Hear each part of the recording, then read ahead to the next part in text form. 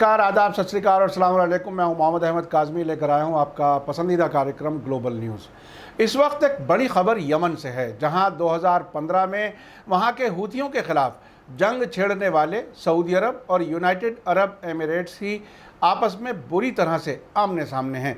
Yemen के जानकार sources ने सोकोत्रा आइलैंड में सऊदी अरब और यूनाइटेड अरब एमिरेट्स के फौजियों और हथियारबंद ग्रुप्स के बीच खतरनाक झड़पों की खबर दी है। अरबी जबान की खबरों की वेबसाइट अरबी 21 के मुताबिक यमन के एक जानकार सोर्स ने हिंद महासागर और अदन की खाड़ी के नज़दीक मौजूद सोकोत्रा आइलैंड यानी जजीरे में सऊदी अरब के फौजियों और यूनाइटेड अरब एमिरेट्स के सपोर्ट वाले हथियारबंद ग्रुप के बीच खतरनाक झड़पों की खबर दी है। इस जानकार सोर्स ने कहा है कि 17 जुलाई से सऊदी अरब के फौजियों और यूनाइटेड अरब एमिरेट्स के सपोर्ट वाले हथियारबंद ग्रुप के बीच टकराव बढ़ गया है। सोर्स का कहना है कि सऊदी अरब के फौजी 2018 से इस आइलैंड में तैनात हैं, जबकि यूनाइटेड अरब एमिरेट्स के फौजी और सपोर्ट किए हुए ग्रुप इस आइलैंड पर सऊदी अरब को हमलावर फौजी मानते हैं।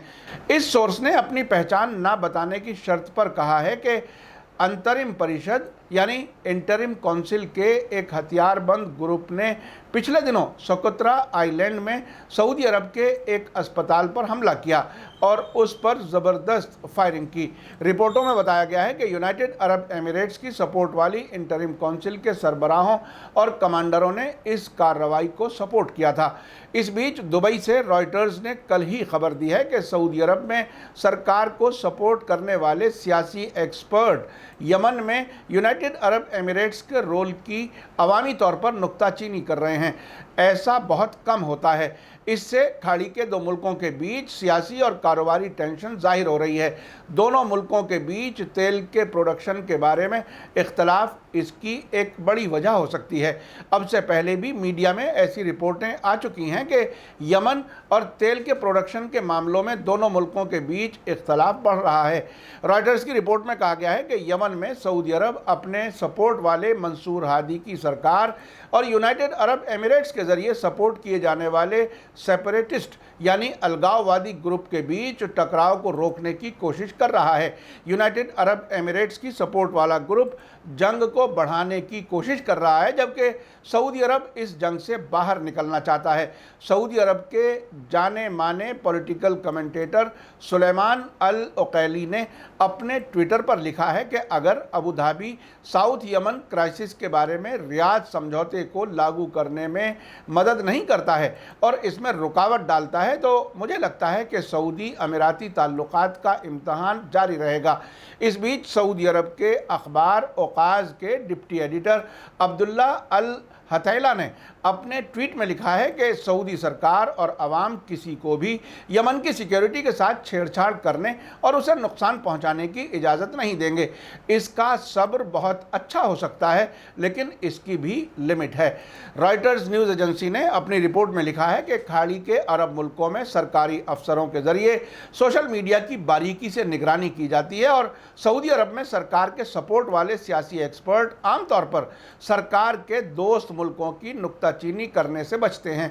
रॉयटर्स के ज़रिए सऊदी और यूएई के अफसरों से इस बारे में सवाल किए जाने पर कोई जवाब नहीं मिला।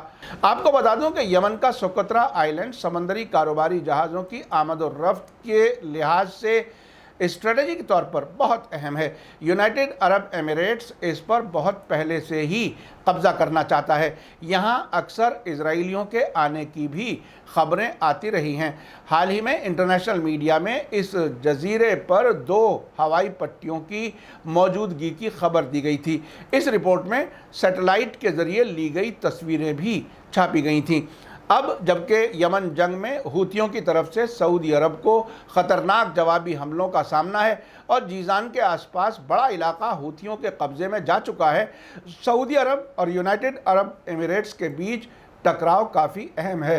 साथ ही हाल ही में यूनाइटेड अरब एमिरेट्स के इजराइल से ताल्लुकात नॉर्मल होने के बाद ऐसा महसूस हो रहा है कि अबू धाबी के कई अहम फैसलों में इजराइल का अमल दखल बढ़ा है। मेरा तो ये समझना है कि जहाँ भी इजराइल दोस्त के तौर पर पहुँचता है, सबसे पहले उस मुल्क को पड़ोस के मुल्कों से दूर और दोस्तों से न सिर्फ अलग थलग करता है, बल्कि उनके बीच में दुश्मनी का माहौल भी बनाता है ताकि वो अपने हथियार ज़्यादा से ज़्यादा बेच सके और ख़ुद को हमदर्द भी साबित करता रहे। इस वक्त ऐसा ही कुछ सऊदी अरब और यूनाइटेड अरब एमिरेट्स के बीच होता नज़र आ रहा है। हालांकि कुछ दिन पहले सऊदी अरब के क्राउन प्रिंस मोहम्मद बिन सलमान की तरफ से इजराइल के प्राइम मिनिस्टर और प्रेसिडेंट को लिखे गए ख़त में ये इशारा भी था कि सऊदी अरब और इजराइल के बीच ताल्लुकात नॉर्मल करने का फैसला हो चुका है, जिसका सिर्फ ऐलान होना बाकी है। आखिर में आप बताइए कि सऊदी अरब और यूनाइटेड अरब एमिरेट्स के बीच टकराव बढ़ने की क्या वजह हो सकती है? आप अपनी राय कमेंट्स में लिख सकते हैं। आपको याद दिला दूं कि अगर आपने अभी तक media star world YouTube channel subscribe नहीं किया है तो सब्सक्राइब कर लें और घंटी दबाना ना भूलें। और अगर आप हमें फेसबुक पर देख रहे हैं तो हमारे पेज को लाइक करें ताकि हमारी हर नई वीडियो की खबर आपको सही वक्त पर मिल सके। इसी के साथ मुझे दीजिए इजाज़त। ग्लोबल न्यूज़ का ये एपिसोड आपको कैसा लगा कमेंट्स में ज़रूर लिखें। थैंक यू, धन्यवाद, शुक्रिया। जय भारत, जय हिंद। मीडिया स्टार वर्ल्ड के और वीडियो देखने के लिए हमारे चैनल को सब्सक्राइब करें और सीधे नोटिफिकेशन पाने के लिए बेल आइकन दबाएं। और अगर हमारी खबर सच्ची और अच्छी लगे तो अपने व्हाट्सएप, इंस्टाग्राम, फेसबुक और ट्विटर अकाउंट पर ज़रूर शेयर करें।